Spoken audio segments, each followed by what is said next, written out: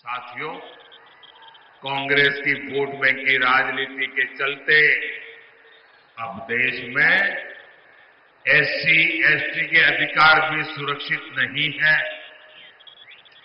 एक और बीजेपी सरकार ने कर्नाटका में तलवारा समुदाय को एसटी का दर्जा दिया था।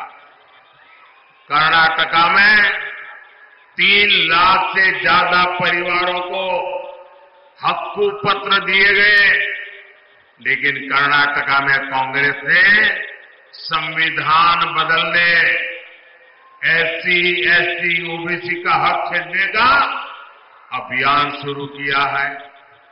हमारा संविधान धर्म के आधार पर रिजर्वेशन की बात नकारता है, नहीं स्वीकारता है, लेकिन कर्नाटका की सरकार ने ओबीसी रिजर्वेशन का हिस्सा मुस्लिमों को दे दिया है। ये इतने से भी नहीं मानेंगे, इन्होंने पहले भी अपने मैनिफेस्टो में धर्म के आधार पर रिजर्वेशन देने के लिए कानून बनाने की बात कही।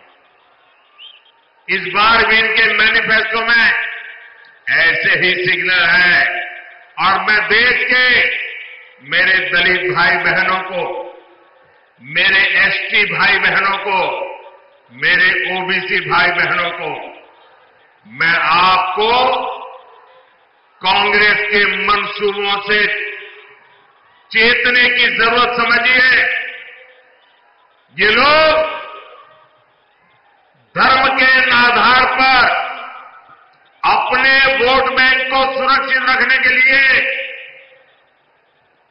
वो आपके अधिकार जो बाबा साहब आंबेडकर ने दिए हैं, जो भारत के संविधान ने दिए हैं, उस पर लूट चलाने की ताक में बैठे हैं।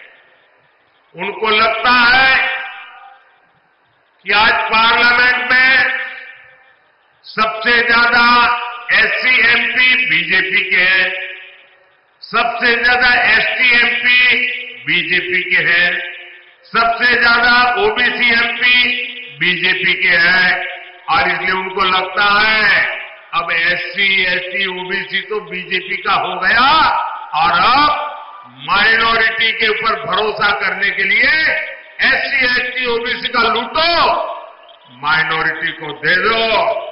क्या आप ये चलने देंगे? क्या ये स्वीकार करेंगे? क्या? और मैं मेरे दलित भाई बहनों को, मैं मेरे आदिवासी भाई बहनों को, मैं मेरे ओबीसी भाई बहनों को आज गारंटी देता हूं, मैं कांग्रेस के ऐसे किसी मंसूबों को सिद्ध नहीं होने दूंगा। आपके अधिकारों की रक्षा के लिए, आपके आरक्षण की रक्षा के लिए मोदी किसी भी हद तक जाएगा, ये मैं आपको विश्वास दिलाता हूं।